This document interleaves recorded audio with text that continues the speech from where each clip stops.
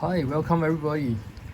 Like new to this channel, then just want to say that this channel is not really a new channel, but it's been around for a while. But I haven't been making too much video recently. Holiday season, everything's in a low period and everything of that stuff. But today I'm going to talk about one particular game. Actually, to be fair, it's kind of like two games, but let's just put it that way. Let me just adjust the echo a little bit so that the echo is not really terrible. And yep, okay, so what we are talking about today is this Quirky Circus. Sorry, what the hell am I talking about? This Quirky Circuits is a robot programming game. So what is a programming game? I don't think a lot of people has a programming game in your collection, and this is I certainly didn't have one, despite number of board games I have, which is like a crazy amount of board games. But anyway, this is like one of the first programming board game I have, and it's designed by Nikki Valens. This name sounds very familiar. I'm not sure. Is it the same person who did Legacy of Dragonholt, or the what? Or the upcoming one, like the what, Splendent Vale or something like that. I can't remember. Or maybe it's not. Maybe I just remember the wrong thing. But anyway, in case if I did make a mistake, I'm sorry. But my old brain and impressions is not that great. So, what is this game about? So, but before I go talk about this game, so you notice that there's two boxes here. First impression is that one of them is an expansion to the other big box, right? So as it turns out, it is and it is not. But unfortunately to say that, I don't know if this is a deliberate tactics of the marketing team, but this board game is called Quirky Circuits. And this bigger box is called Quirky Circuits. So what is the problem? And you can see that the box cover are almost identical. We have this cat on the I don't know what you call this, but around here we have this kind of magic mopping robots that actually go around mopping your floor. This certainly looks like one of them. And there's this thing called Dust Bunny, which are like the dirts and stuff. So we have the same design here. Dust Bunny and the cats as well. And there's a few couple of, you notice the difference that there's a few couple of extra robots in the big box, which is not here. But the way to tell that this is actually the smaller box is that if you turn over, you will see that there is this small line here that says Penny and Gizmo's Snow Day. So Penny and Gizmo's Snow Day is an expansion, also is a standalone expansion. It implements the games in a way that brings it to you at a cheaper price point, and then also there's the less stuff inside in the sense. So anyway, I have completed this. Okay, so I am ready to move on. This I have not touched, but I managed to get hold of this at a good price point because you wouldn't believe how much this game costs. It's almost like about $70 even at the current value. So let's just say I got a very good deal with this. So before I even move into the games, right, I'm going to talk about, I think I'll just come back to the difference between the two games later, because I want to introduce the Pennies and Gizmo Snow Day mainly because that's the game that I completed, and I think I'm in a better position to be commenting about something that I've played and completed fair and square, so that I don't talk about rubbish, the things that I didn't try. It's like when you will call me BS on that and stuff. So anyway, let me just open this box and show you what's inside. Well, I also will talk a little bit about the component as well. So the price point of this is about this is less than half the price. I think is to be fair, I think this is about, wait, it's really difficult for me to like hold and and open the box up. Let me just put this cam down when I open the box up a little bit. Okay, so just bear in mind with this a little bit. Okay, I know what you admire, and oh, by the way, there's another game there that just arrived. It's kind of like a Kickstarter though, but I'll talk about it when in my next all my games and everything like that. But anyway, So this is what you get inside the box. Okay, so it's kind of like unboxing video. Okay, I need to like stop rambling and and have my words slow and steady today. Oops, can't say the same thing about this bracket. It's not that slow and steady. But anyway, this because my phone is rather heavy and stuff. So this is like the very tiny book. In fact, this is the rulebook, which is actually tiny, which is actually good. But actually, to be honest, to do justice to this game, this is the rulebook, but the rulebook only consists of maybe about 5 to 6 pages, I guess. Oh, that's about it. That's where the rulebooks ends. So it's about 5 to 6 pages. Okay, and we can see here there's number 1 onwards here. Rise and shine, everything. All these are the scenarios. So we have 10 scenarios in this box. You will have 24 in the bigger box. So this is I think it's 24. Okay, in case I'm wrong, but it's like 20 over box. So there's only 10 in this box. The last one ending with tea time. And you might be intimidated that then this huge rulebook, but it's not a rulebook at all. This is like many of the games in the play hat games. Where actually the booklet is the play board itself, and this is the same thing. So this is the player board. Yes, as you can see, let me lift this up. So the player boards consist of this, and there is a battery meter over the side, and all the iconography and quick instruction on how to set this up is actually on this side of the board. So you can reminds you of games like Mice and Mistake, Stuff Fable and stuff. So you get to put your so let me just set up the the first scenario, and I'll talk a little bit about the game. Okay, but at the same time, let's take a look at what sort of components. So I already have, so it only comes with like just 1 sheet of punch cardboards, and that's about it. Just the rest of it is air. So it's a big form factor for game, but it's the components are not that intimidating. Okay, let me just I'll just open this box. Okay, while I'll talk about it. So the game itself is pretty simple. As you can see, that there's almost no wording required to play the game. So other than you have this rulebook. Okay, and if you turn to the first scenario, so you will talk a little bit about the scenario. So the first scenario is one of the most basic scenario, in fact. So let me just briefly run through you. The goal is to actually clean up all the dust bunnies. So basically you are like this cat robot, which there's some problem with this room because there's a lot of dust here. So what I'm going to do is I'm going to empty some of these so there are tokens here. So these are the dust bunnies, which is the things you're supposed to clean up. If you are playing the penguin in little scenario, you'll be clearing flags. So the penguins will be like collecting flags all over the map. Okay, and then we have this special icon. This indicates the battery. So the batteries will start at 12. So that could actually varies this by having it start at different level. But so far in all the scenarios in this book, you always start with the maximum level, and despite so it's pretty difficult. So I don't think you want to have a very, unless there's some additional bonus to help you out. But I'm just saying that it could be an idea for to make some variation in the game. Let me just put off the rest of the unneeded. So basically you look at the map. The way to set it up is that whenever you have one of these dust bunny icon, you put it with the dust bunny. And there are some other things that is a bit more interesting, which I'll talk a little bit about later. Okay, but basically this is how you set this up. And you will be playing only with one robot effectively in each of the scenarios. So there won't be a big mess of robot all over the place. Okay, let me just put this to a side. Okay, so as you can see, my table is very small because I have a lot of stuff that's not supposed to be here is here. I really need to clean it up. And this is the cute miniature for the penguin, which is not used in this scenario. Okay, you'll be using the one with the the cat on the mopping robots. Okay, and the facing direction of these cats is very important. So so that is one of the key things in this game as well. So let me find out where is the cat supposed to start. I might have covered that the starting location. Oh yeah, so it's my mistake. So that's not a dust bunny. So there's an arrow sign, and you can see there's your cat. So you're supposed to put a cat here.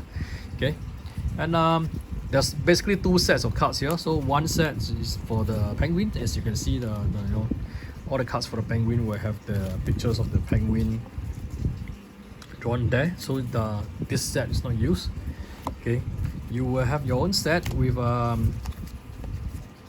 let me just make sure that I get everything correct. So you will have one quick start card. So for this cat, he has a special ability, or she has a special ability. I'm not sure. Maybe he. Let's just call him he, because his name is Penny, and so his name is Gizmo. So whenever he hits an obstacle, okay, that and then he proceeds with the obstacle beyond the the line of that he can move to, he will effectively turn left. So this is what his special ability is. And the yellow cards I'll talk a little bit about later, but this is the distribution of cards that's available in the normal deck. So normal deck, there's like 5 move forward by 1 card, 2 move forward by 2, and 1 move forward by 3. There's a 2 reverse by 1 turn left, and then he has the ability to knock the wall and turn left on his own. So maybe that's why that he doesn't have so many turn left, but he has 3 turn rights and 2 about turn cards. So you could like keep this card handy to all the players, or you can like just keep it aside. Usually I'll just like look for some part of the board where it's not used, and I'll just place the card there. And we have a bunch of cards that is being used for each of the players. So you can see that these cards are pretty self-explanatory. Basically, most of the time, despite the artwork is very cute and have all this, you only need to take a look at this. This means this is a turn left card. So it just means that here and then you turn left for the figure, and so on. And then we have this one, which is like the move forward twice. So it's like move forward twice. And I'll show you one more card. Maybe it's like. So this, maybe I'll show you the about turn card if I can find it. Let me see if I can find the about turn card. Okay, why don't I show you the reverse card instead? So this is to turn the cat backwards, but without turning. I mean, it's like the cat just moves backwards. So it's a reverse card. And the last card, there's really a lot of difference, is basically the about turn. So statically the cat doesn't move, but he makes a 180 degrees turn. So basically how the game plays is that this is kind of like it's not social deduction, but there's a bunch of people who will be playing this game together, and then they will be like doing stuff together at the same time, but without talking. So let's just say that we have maybe a few players here, and I have been like given a few cards. So for example, I have this. Let me just put some cards here. So this is like the 4 cards I have, perhaps. Okay, so it's my turn. Actually, it's like it goes around, and then each player can like put 1 or more cards into the so-called programming queue. And then in the programming queue, people will like just put their card face down without telling each other what a card is. And then then at the end, when there's like more than 5 programs cards there, and and everybody has contributed to it, you review it, and then you play around that controls the cats. So so knowing that there's actually 2 dust bunnies straight ahead, so I think it's a good idea to like move the cats like 3 steps forward. Okay, so so I'll play this card down, okay, and then I'll just pass it along and let someone else place another card. So I mean, people be guessing whether did I turn the cat also, or just move forward. So slightly I move forward, and then someone might think that they want to contribute. Maybe after moving forward, the cat might just want to like move into this direction, so that he can take care of the dust bunny here, the dust bunny. So he will play this turn card and so on, and then everybody will just put their cards in, and then so imagine there's like more than 5 cards here, and then everybody at least has contributed 1, and you actually can contribute like 2 cards or 3 cards in a row if you feel that they act in if you feel very confident, like they're going in the right direction, and you just want to have a consecutive movement to make sure that they all works well. So you can do that. But let's say this is like the programming queue that eventually everybody has satisfied, and then nobody want to add any more cards to it. So we open the cards, and then we will execute the programming. So the Gizmo will actually move. Okay, so the first one is move 3 steps forward. So you collect these 2 dust bunny by moving forward 1, 2, 3. Okay, and next step he will turn left. Okay, so Gizmo turns left, and then he will move forward a step, okay, on the next one, and he will do a about turn. As you can see, this doesn't really like help, and he's like doing weird stuff that but anyway, that is like around, and then it's like the cards discarded, everybody gets refilled back to their the hand of how many cards, and the battery goes down by 1 level. So ultimately, in this game, your aim, as you can see here, is to move, collect all the dust bunny, and return back to where you start to end the game. And then once you have achieved that, you just consider a success. Okay, and so they also tell you about some of the actions of the various things that's happening here. So you can go and read about all the iconography. It's very, very simple to understand, in fact. But basically, that's how the game goes. So if you can clear out all the dust bunny and returns here, you complete before the battery runs to 0. Which you run out of battery, you lose the game. So this is like a very, very interesting game, like The Crew, but it's it's cute. It's a lot more cuter than The Crew, and I think it's like you can enjoy this with children, adults, and it's very, very easy to teach games. I literally taught this game in like 2 minutes, as I have done to you. So you also can claim that you know how to play this game now, because I taught you too. So but of course in this there's also like some rules, like the yellow is actually like bump areas where you cannot move onto, and they're like the beds, you can't jump on it, and for good various reasons. So I wouldn't even consider a spoiler, because you can look through this anytime. So for Penny, she is a penguin. She has ability like such as like slides. She will keep on sliding until she hit an obstacle, and she's supposed to clear a flag. And there's some terrain that you cannot go against direction. You can only like jump from here and all the way slide down, but you cannot like from a lower area jump up, because of the way the arrow is being structured. And then also for the Gizmo, there's also this new things that's added that makes a bit very interesting. So if Gizmos is like here, and she bumps into this yellow, you can see that although this is not very clear, but I think it's like maybe they could like make the thing a bit more obvious. But there's a yellow border around this table, so if Gizmo bump on the table, the flower pot will actually drop in opposite direction. And this was the original flower pot. It will actually break. Okay, so once you bump to this, you cause flower pot and break, and then you'll be an added component that Gizmo need to clean up as well. So he will have to like glide past this in order to clean up the broken flower pot as part of the mission to complete. So you should try to avoid like bumping things down. And some of the things are like structured in a way that this is like one consecutive table that's consists of a plant and this. No, but maybe not this case, but like some like this. Okay, so this like a whole block of it. So if you bump to any of this, it will just fall off. And if you cannot fall off to anywhere, so sometimes like if you're already here and supposedly there's a flower pot here.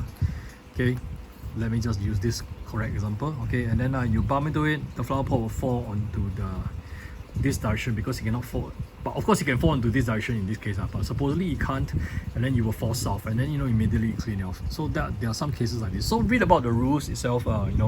It's not that complex. It's pretty simple rules, and I guess that's about most of it. And then you can see that Gizmo will clean up a diner, and then Penny will try out the real obstacle course. That's really, really difficult and all. And there's different places like a tunnel. If Penny goes in the tunnel in one direction, you come out in the other direction, but in the same orientation. It's like, so that's very interesting. So Penny can like slide into a tunnel. No, but there's no backward slides. But so in this case, if Penny has a consecutive move or more than 2 moves, it will just do this, and then Penny will actually comes out this way in this direction. So it's very interesting. See, Penny is facing this direction, as it goes in, and tunnel, you will come out this way. So these are very, very interesting concept, and there's also other places to clean up.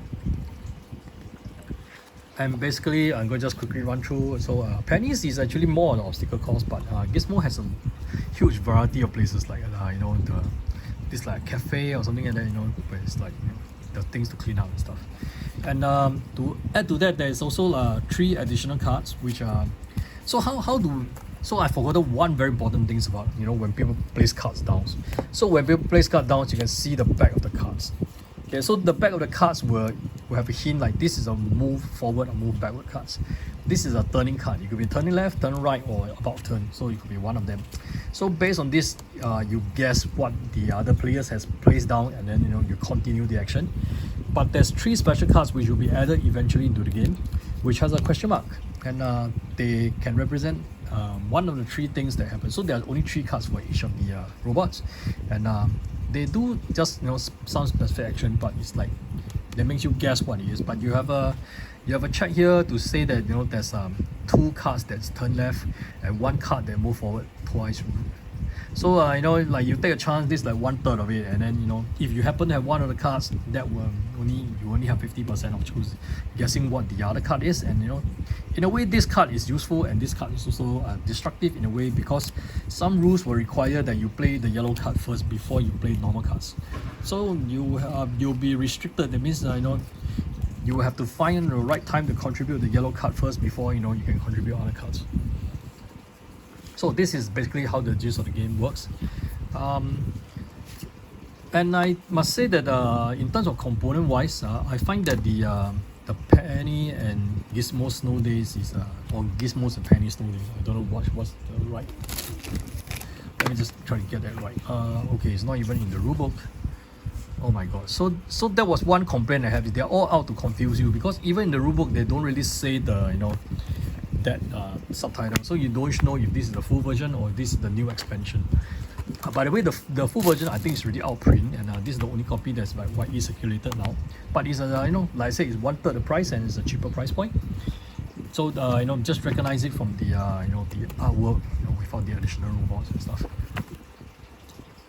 Okay, but anyway, back to components. So this book, you'll notice, is really a lot thinner than most of the other Black Hats game. And you have like Forgotten Waters and all this. You will know that all the tiles are super thick, and it's like there's no way you could bend them like this. Okay, so this is like really thin paper. Fortunately, that's not the case with the other version of the Quirky Circuits. The full version, that was a thick book. This was not. So in terms of components, the book is not that thick, but maybe that's to cut costs, I guess. So, but maybe it's a good thing. I don't know. So, what do I think about this game? I think it's very interesting, and there's replayability, because depending on who you're playing with, a lot of things can happen. There's a lot of dynamics, and just when you thought you got everything planned out, some people decided to just throw in the wrong card in the wrong direction, and it's like everything has been like messed up. But there's not a lot of mechanics involved, given there are only 10 levels in this box. And fair enough, there's like the flower pots, add some variety to it, and there's only 2 miniatures because there's only 2 robots. So in the full game, I will always call it a full game. You get actually 4 robots, and that makes the whole thing a bit more interesting. Means that you have 4 sets of these programming cards to play with, each with their different style of play. And I guess with 24 levels, there's a lot more content there to go compared to this. But at a low price point at about, I think I paid about less than $15 for this. So no, I wouldn't complain too much about it. But I would say that that is why I think it's a good value game. But too bad I didn't manage to get this video on before Christmas. But this makes a good and perfect Christmas gift. Especially if you are like targeting some children, then they can like play with this. It's very simple. As you can see, the game board is kind of language neutral, but there's just a little bit of stuff in the rulebook, and even the player cards are like language neutral. So you can see that it's very simple game to go. And that's all I think I have to say about it. It's intuitive, quite fun. In fact, I played some part of it solo. So solo, there are some additional, no, I wouldn't say additional rules, but there are some rules modification to make this work, so that there's an imaginary second player which kind of like might screw up or might help you in your action depending on how it's done. There's some mitigations to go about mitigating that as well, since you cannot control what the other player is doing. So this game is quite nice. I truly enjoyed it. Well, although Tom Vessel says that this is not a game for him, but it's definitely the game for me, because I enjoyed it, I liked it. And I find that despite the 10 levels, I have a lot of fun with this. It's definitely worth your $15 on this game. You know, $15 is just gonna like get you one session in the escape room. But you know, this has easily like been. So I also want to talk about that, you know, like the quickness of this game. So if you get everything right, it takes about 20 minutes you can complete the level. But you know, it can end as fast as 5 minutes because you did the wrong thing, and you know, it's like and it starts spiraling into a very very bad situation where you know that you can't complete it in time. It can happen, and but I just say that sometimes, you know, until the end you won't know, because like there's a few levels here I thought I couldn't make it, but I managed to complete it in like the last you know, with the last battery bar, and then you know, it's really truly satisfying with that. And I think it works well with like even 2 players, 4 players, because you know, everybody contributes and you kind of say what you're doing, and then that's the fun of it. It's really like the crew, but you know, it's not that serious, and this is like really quirky fun, you know, stuff. So okay, so that is kind of my review for Quirky Circus. Also I must say that I'm not affiliated with Black Hat or you know, this Quirky Circus production. I bought this game on my own. I bought the full game on my own, hunted it down, and I must say, so I paid my own money. I'm free to say what I want about this. I mean, it's a fair comment. I feel it's fair because you know, it's like I say what's the good part of it and what's the bad part. You know, mainly the bad part is the production value. It's not that high, and the confusing marketing. You know, having 2 games with the same name without clear you know, subtitle. This is expansion, not the full game, but you know, kind of like confuse everybody and stuff like that. But anyway, this is Quirky Circus. Let me just get the name right this time again. I don't want to like end this with the wrong title. So this is basically Quirky Circus, Penny and Gizmo Snow Day, and a little bit about the original Quirky Circuits. Okay, so I keep calling it Quirky Circus. I don't know why. Okay, but anyways, Quirky Circuits. So thanks for watching. I hope if you like enjoyed my video, my rambling, you can actually like just, you know, click the like and subscribe, and then I'll bring you more content. Definitely still here, you know, despite that maybe not so much Kickstarter, but you know, I still like board games, still like talk about board games. I'll see you again soon in another video. Thanks for watching, and bye.